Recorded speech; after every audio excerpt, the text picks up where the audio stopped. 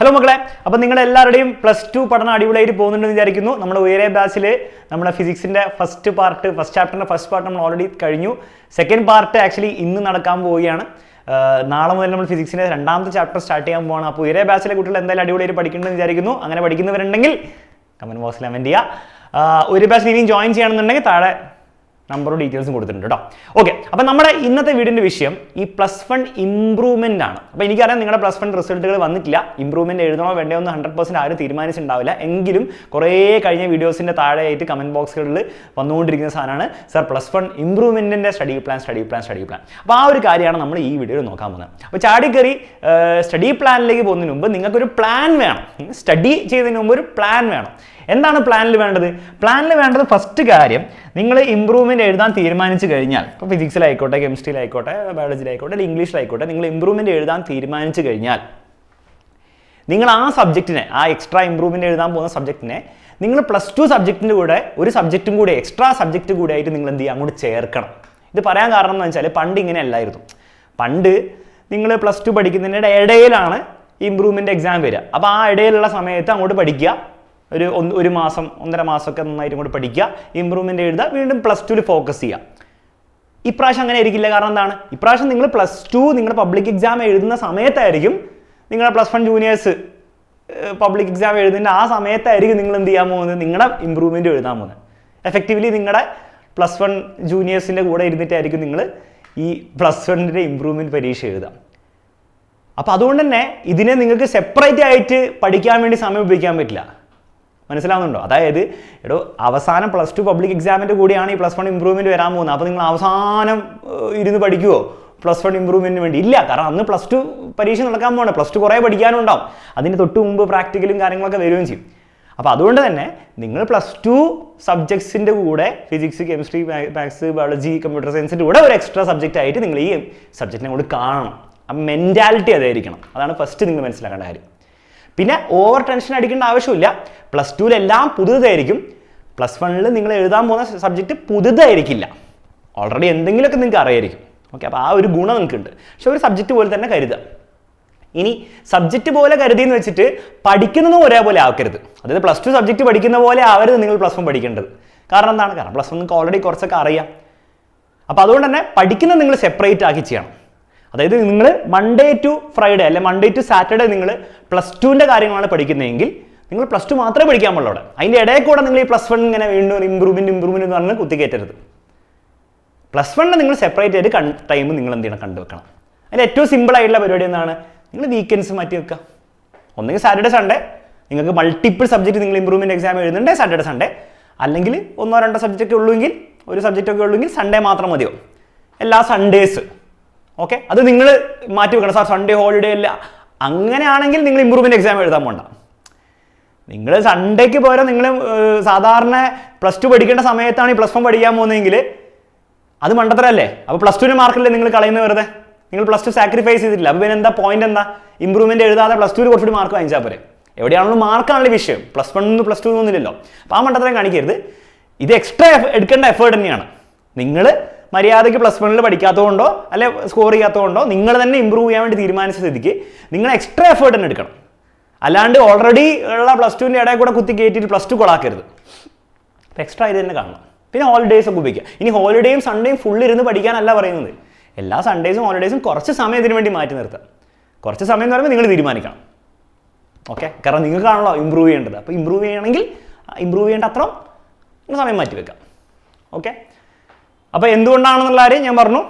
കാരണം നിങ്ങൾ separate out ചെയ്തില്ലെങ്കിൽ അത് വലിയ ബുദ്ധിമുട്ടായിരിക്കും. അതിൽ വേറൊരു വശം കൂടി ഉള്ളത്, ഈ +2ൻ്റെ ഇടയിൽ കൂടെ നിങ്ങൾ +1 പഠിക്കാൻ തുടങ്ങി കഴിഞ്ഞാൽ നിങ്ങൾക്ക് തോന്നും +1 പഠിക്കാനായിരിക്കും രസം. കാരണം എന്താണ്? കാരണം +2 എല്ലാം പുതുതാണ്, ഒന്നും മനസ്സിലായി ഇങ്ങനെ വരുന്നേ ഉണ്ടാവുള്ളൂ. പക്ഷേ +1 ഓൾറെഡി നിങ്ങൾക്ക് കുറച്ച് ഫെമിലിയർ ആണ്.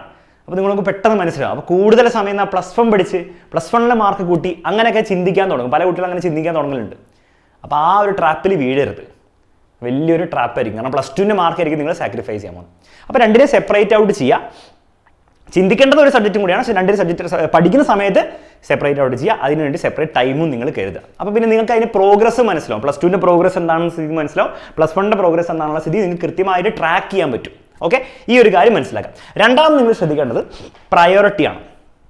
അതായത് നിങ്ങളുടെ +1 നിങ്ങളുടെ മാർക്ക് കിട്ടിയിട്ടില്ല, പക്ഷെ മാർക്ക് കിട്ടൂലോ, അതിൻ്റെ അടിസ്ഥാനത്തിലാണോ നിങ്ങൾ ഇമ്പ്രൂവ്മെൻറ്റ് എഴുതണോ വേണ്ടോ എന്ന് തീരുമാനിക്കുക. ഓക്കെ, അപ്പോൾ ഈ +1 ഇമ്പ്രൂവ്മെൻറ്റിന് എത്രത്തോളം നിങ്ങൾ പ്രിപ്പയർ ചെയ്യുന്നു എന്നുള്ളത്, അതിന് എത്രത്തോളം നിങ്ങൾ പ്രയോറിറ്റി കൊടുക്കുന്നുള്ള കാര്യം നിങ്ങളുടെ +1 മാർക്സിനെയാണ് ഡിപ്പെൻഡ് ചെയ്യുക.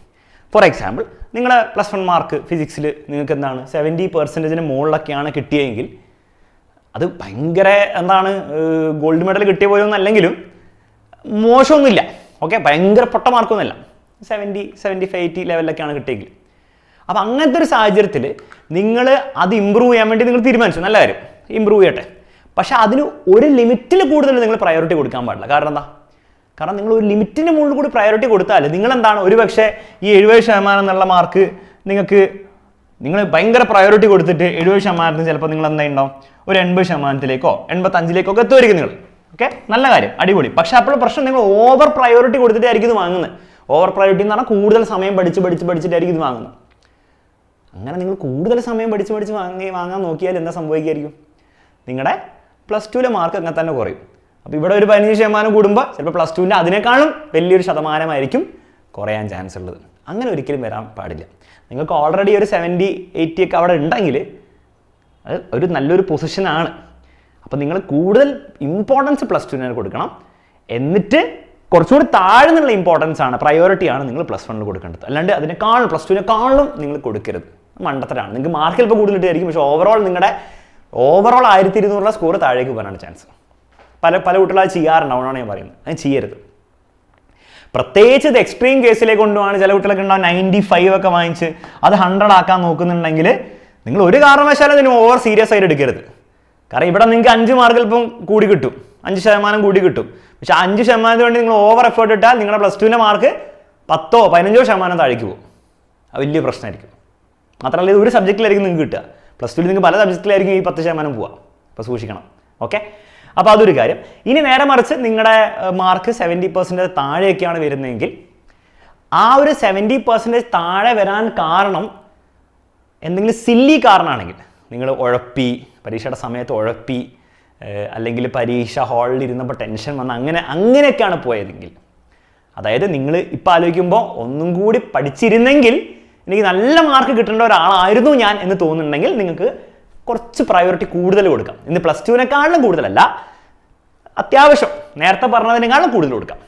വേണമെങ്കിൽ ഈ സൺഡേസിന് പകരം സാറ്റർഡേ സൺഡേയും ഒരു ദിവസം കൂടി എക്സ്ട്രാ പഠിക്കാം. കാരണം നിങ്ങൾക്കറിയാം നിങ്ങൾക്ക് കുറച്ചും കൂടി മാർക്ക് ഡിസേർവ് ചെയ്യുന്ന ആളായിരുന്നു നിങ്ങളെന്ന്.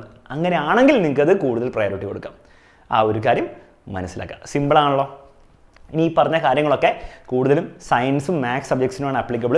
നിങ്ങൾ ഇംഗ്ലീഷിനൊക്കെയാണ് ഈ പരിപാടി എഴുതുന്നതെങ്കിൽ നിങ്ങൾ ഈ ഒരു എക്സ്ട്രാ സബ്ജക്റ്റ് പോലെ കരുതി സൺഡേ ഒക്കെ ഇരുന്ന് കഷ്ടപ്പെട്ട് പഠിക്കേണ്ട ആവശ്യമില്ല. കൂടുതലും നിങ്ങൾ എക്സാം അടുക്കുമ്പോൾ പഠിച്ചാൽ മതി. കാരണം ഇംഗ്ലീഷ് അത്രമാത്രം നിങ്ങൾക്ക് പഠിക്കാനുണ്ടാവില്ല എന്ന് മാത്രമല്ല, നിങ്ങൾ കുറേ കാര്യങ്ങൾ നേരത്തെ പഠിച്ചു വെച്ചാൽ നിങ്ങൾക്ക് അവസാനം വരെ ഓർത്തിരിക്കണമെന്നില്ല. അപ്പോൾ ആ ഒരു കാര്യം കൂടെ ഒന്ന് ഓർത്ത് വെക്കുക. ഓക്കെ, ലാസ്റ്റ് കാര്യം, ഇതൊക്കെ എവിടുന്ന് പഠിക്കുന്നുള്ള കാര്യമാണ്. അപ്പോൾ ഒബ്വിയസ്ലി നിങ്ങൾക്ക് എന്ത് ചെയ്യാം, നമ്മുടെ +1 ഫിസിക്സ് ആയിക്കോട്ടെ, മാത്സ് ആയിക്കോട്ടെ, എല്ലാ സബ്ജക്റ്റിലും നമ്മുടെ 1 ഷോട്ടുകളുണ്ട്. അത് യൂസ് ചെയ്യാൻ നിങ്ങൾക്ക്.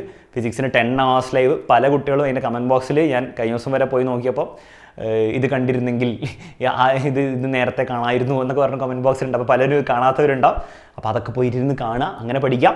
ഇനി അതല്ല, നിങ്ങൾ +2 ഉയരെ ബാച്ചിൽ ജോയിൻ ചെയ്തവരാണെങ്കിൽ നിങ്ങൾക്ക് നമ്മുടെ +1 ക്ലാസ്സസ് നിങ്ങൾക്ക് അവൈലബിൾ ആക്കണമെങ്കിൽ, നിങ്ങൾക്ക് അത് ആവശ്യമാണെങ്കിൽ, നമ്മൾ +1 കുട്ടികൾക്ക് കൊടുക്കുന്ന പ്രോപ്പർ ക്ലാസ് നിങ്ങൾക്ക് ആവശ്യമാക്കണമെങ്കിൽ, നിങ്ങൾക്ക് അവൈലബിൾ ആക്കണമെങ്കിൽ നിങ്ങൾ ഒന്ന് കമൻറ്റ് ബോക്സിൽ കമൻറ്റ് ചെയ്യുക. കുറേ കമൻറ്റ്സ് ഉണ്ടെങ്കിൽ, എല്ലാവർക്കും അത് ആവശ്യമാണെങ്കിൽ കുറച്ച് ബുദ്ധിമുട്ടായിരിക്കും നമ്മുടെ മൊത്തം അത് ഇവിടേക്ക് ഓൺബോർഡ് ചെയ്യാൻ വേണ്ടി +2 ബാച്ചിലേക്ക്. എങ്കിലും നിങ്ങൾക്ക് ശരിക്കും ജെനുവിൻലി ആവശ്യമാണെങ്കിൽ നമ്മൾ തീർച്ചയായും കൺസിഡർ ചെയ്യാം. അത് നിങ്ങൾ കമൻറ്റ് ബോക്സിലൂടെയാണ് അറിയിക്കേണ്ടത്. ഓക്കെ, അപ്പോൾ ഇതാണ് ബേസിക് ആയിട്ടുള്ള പ്ലാൻ. ഇനി ഡീറ്റെയിൽ ആയിട്ട് കുറച്ചും കൂടി നമുക്ക് എന്താണ് ഇമ്പ്രൂവ്മെൻറ്റിൻ്റെ +1 റിസൾട്ടൊക്കെ വന്നതിന് ശേഷം നമുക്ക് എന്ത് ചെയ്യാം, ഇമ്പ്രൂവ്മെൻറ്റ് എക്സാം ആക്ച്വലി നിങ്ങൾ എഴുതണോ, അതെങ്ങനെയാണ് തീരുമാനിക്കുക എന്നുള്ള കാര്യങ്ങളൊക്കെ അഡ്രസ്സ് ചെയ്തുകൊണ്ട് നമുക്ക് വീഡിയോസ് ചെയ്യാം. അപ്പോൾ ഈ ഒരു വീഡിയോയിലൂടെ ബേസിക് ഒരു ഐഡിയ കിട്ടിയെന്ന് വിചാരിക്കുന്നു. അപ്പോൾ മറ്റൊരു വീഡിയോയിൽ നമുക്ക് വീണ്ടും കാണാം. മറ്റേ ആവശ്യമുണ്ടെങ്കിൽ, ക്ലാസ്സസ് ആവശ്യമുണ്ടെങ്കിൽ തീർച്ചയായും കമൻറ്റ് ബോക്സിൽ കമൻറ്റ് ചെയ്യാം. Bye bye, take care. അടുത്ത വീഡിയോയിൽ കാണാം.